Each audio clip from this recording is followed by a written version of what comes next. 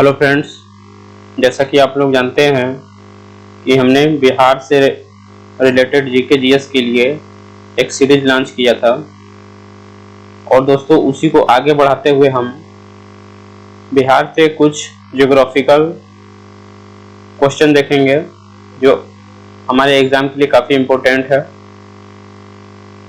तो आइए दोस्तों शुरू करते हैं। देखते हैं कुछ एवरग्रीन टॉपिक्स जो आपके एग्जाम के लिए इम्पोर्टेंट है।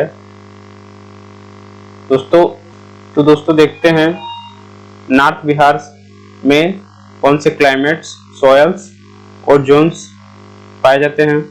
तो दोस्तों जो बिहार में जो क्लाइमेट आपका पाया जाता है वो वार्म और टेम्परेट क्लाइमेट्स पाया जाता है। टेम्परेट्स मीन्स दोस्तों मॉडरेट होता है। मॉडरेट मीन्स न ज़्यादा ठंडी होगी और ना ही बहुत ज़्यादा गर्मी होगी।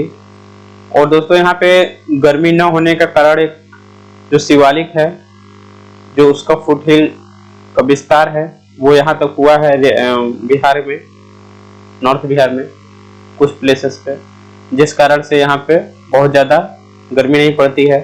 क्योंकि आप जानते ही हैं कि जहाँ पे पहाड़ी इलाका होता है उसका इफेक्ट पाया जाता है और उस कारण से टेम्परेचर मैदानी इलाका के कंपेयर में पहाड़ी इलाका में कम होती है। और दोस्तों नेक्स्ट जो अगर हम सॉइल की बात की जाए तो जो नॉर्थ बिहार में सॉइल पाया जाता है दोस्तों वो पिडमोंट सॉइल पाया जाता है। और पिडमेंट सॉइल दोस्तों ये जो पहाड़ी के फुटहिल्स पे पाया जाता है उसको बोला जाता है। और नेक्स्ट दोस्तों है वो तराई सॉइल है, जो तराई क्षेत्र में पाया जाता है, जो कि पिडमेंट जो सॉइल है उसके आगे का जो एरिया होता है, जो विस्तार होता है, और जो अलुवियल प्लेन होता है उसके अलुवियल प्लेन और पिडमेंट जो सॉइल होता है उसके बीच का जो एरिया होता है वो तराई सॉइल होता है। और जोन की बात की जाए तो दोस्तों हमने बताया है कि नॉर्थ बिहार में दो जोन्स पाए जाते हैं, शिवालिक रेंज और तराई बेल्ट। शिवालिक का एक्सटेंशन है और तराई बेल्ट पाई जाती है यहाँ पे। और दोस्तों साउथ बिहार में अगर हम क्लाइमेट की बात करें तो यहाँ पे दोस्तों hot and dry with average temperature 40 degree Celsius पाया जाता है। यहाँ पे बहुत ज़्यादा गर्मी पड़ती है साउथ बिहार में और ड्राई रहती है, मतलब हवा में नमी नहीं रहती है और हवाएं शुष्क चलती हैं, जिसकी वजह से टेम्परेचर काफ़ी हाई रहता है 40 डिग्री सेल्सियस। और दोस्तों यहाँ की सॉइल की बात करें दोस्तों तो यहाँ पे गंगेटिव एलुवियल सॉइल होती है, जो गंगा और सहायक नदियों द्वारा लाई गई मिट्टी होती है और उनके निक्षेप से जो मिट्टी बनती है वही एलुवियल सॉइल होती है। और जो सैंडी लोम सॉइल ये काफ़ी चिकनी होती है और ये सैंडी टाइप्स की होती है मिट्टी, ये जो आपकी साउथ बिहार में पाया जाता है। नेक्स्ट दोस्तों अगर जोन की बात की जाए तो यहाँ पे गंगेटिक प्लेन जैसा कि आप जानते हैं ये पाया जाता है, और ईस्टर्न विंध्य रेंज, और इसके बिल्कुल साउथ में आप चले जाएंगे तो विंध्य के पहाड़ियों का एक्सटेंशन हुआ है। छोटा नागपुर प्लेटू भी एक्सटेंशन है जो कि आपका विंध्य रेंज के अंतर्गत आता है। और दोस्तों अगर हम बिहार की सॉइल की बात किया जाए उसमें 90% जो योगदान है वो एलुवियल सॉइल है, यानी नदियों द्वारा लाई गई मिट्टियों का योगदान है।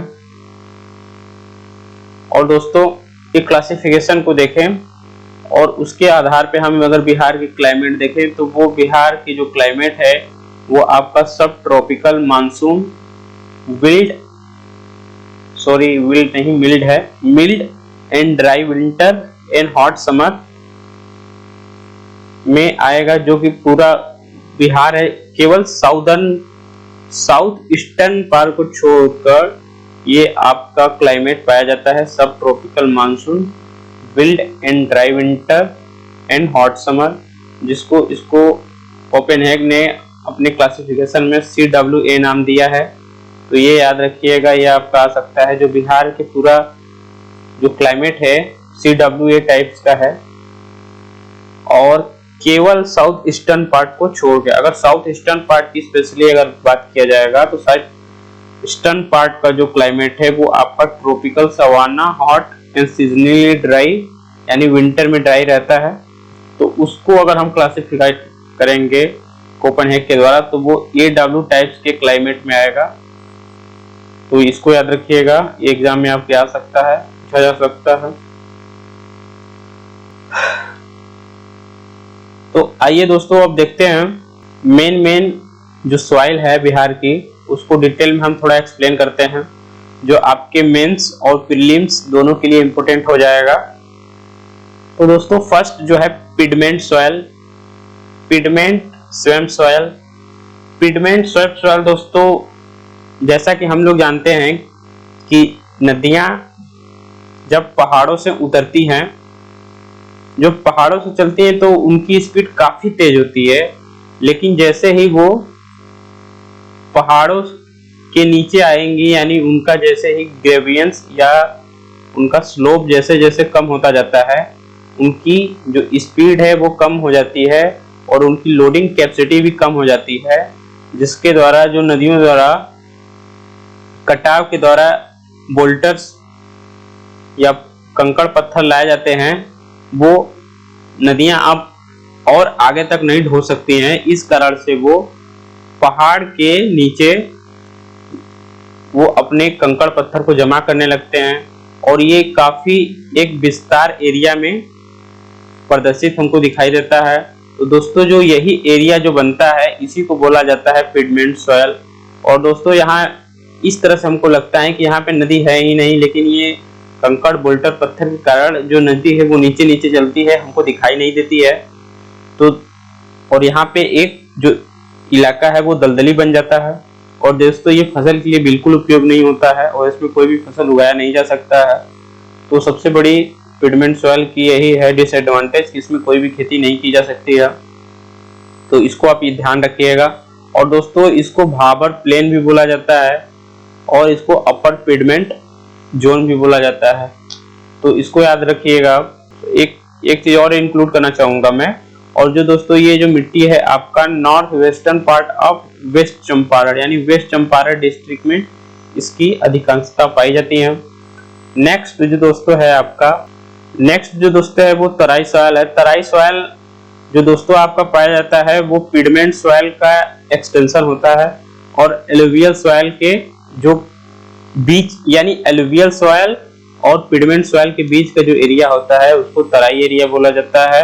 और दोस्तों तराई एरिया में जो आपके पिडमेंट एरिया होता है, पिडमेंट जोन होता है, उसमें जो आपके बोल्टर या कंकड़ पत्थर होते हैं वो काफी बड़े बड़े होते हैं। अगर ये मान लीजिए आपका पिडमेंट जोन है और इसमें ये इस टाइप के आपके कंकड़ पत्थर पाए जाते हैं, तो तराई क्षेत्र में वो घट के छोटे छोटे में बदल जाते हैं और इसमें दोस्तों आप एग्रीकल्चर कर सकते हैं।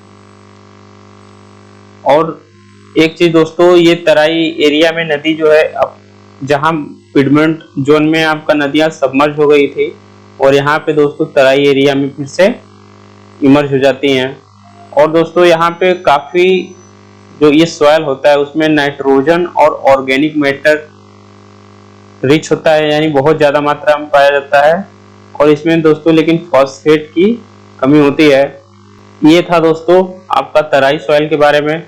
नेक्स्ट अगर हम दोस्तों देखें तो वो नेक्स्ट है दोस्तों गंगेटिक एलुवियल।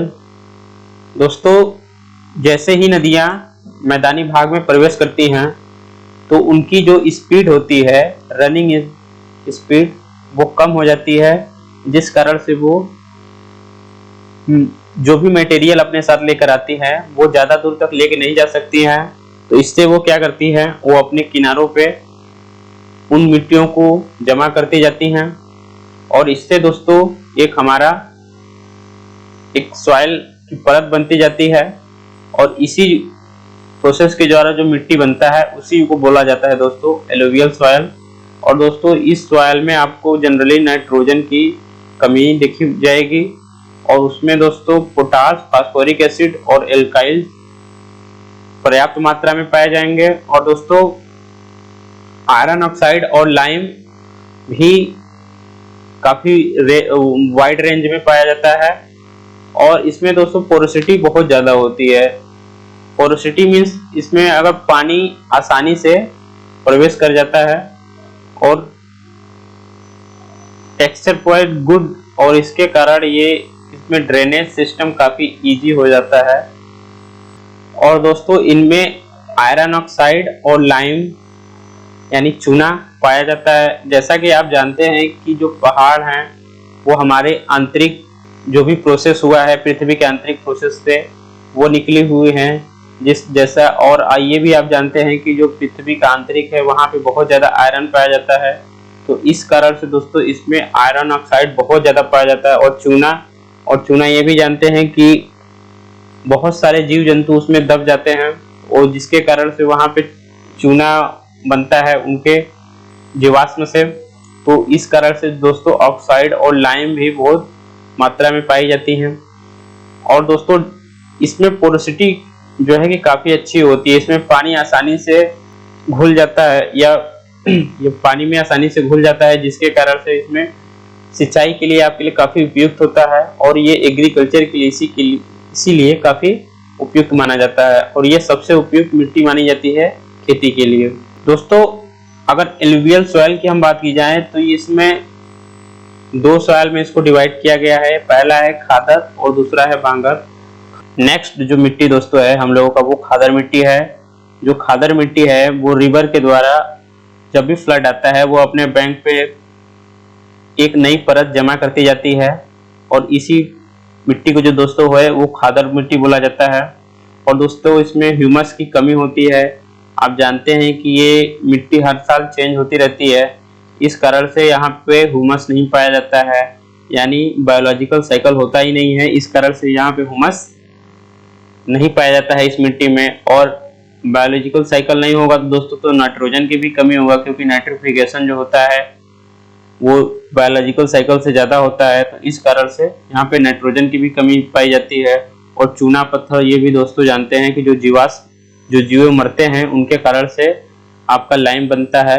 और दोस्तों जब ये प्रोसेस ही नहीं होगा, कोई बायोलॉजिकल प्रोसेस कम होगा तो लाइम की भी कमी होगी। तो इसका बेस साइंटिफिक बेस यही रहा इनकी कमी होने का कारण।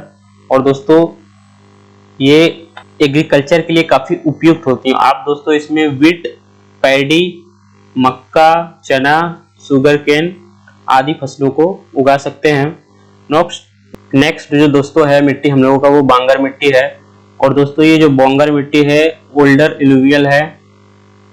ये मतलब पहले जो रिवर थी जहां उसका बहुत पहले फ्लड एरिया था, जहां पे अब 30 मीटर या उससे अधिक ऊंचाई अब हो चुकी है और वहां पे अब फ्लड नहीं आती है।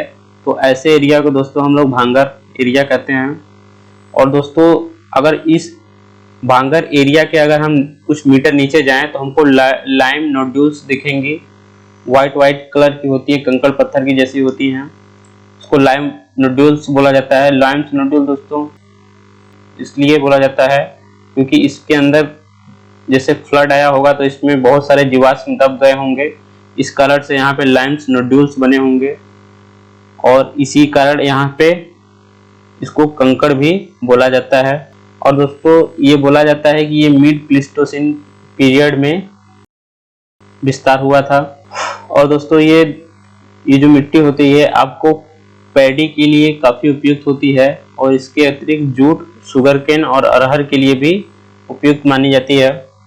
और नेक्स्ट दोस्तों जो हम लोगों का है वो नेक्स्ट जो दोस्तों हम लोगों का सॉइल है वो कैल्सीरियस एलुवियल सॉइल है।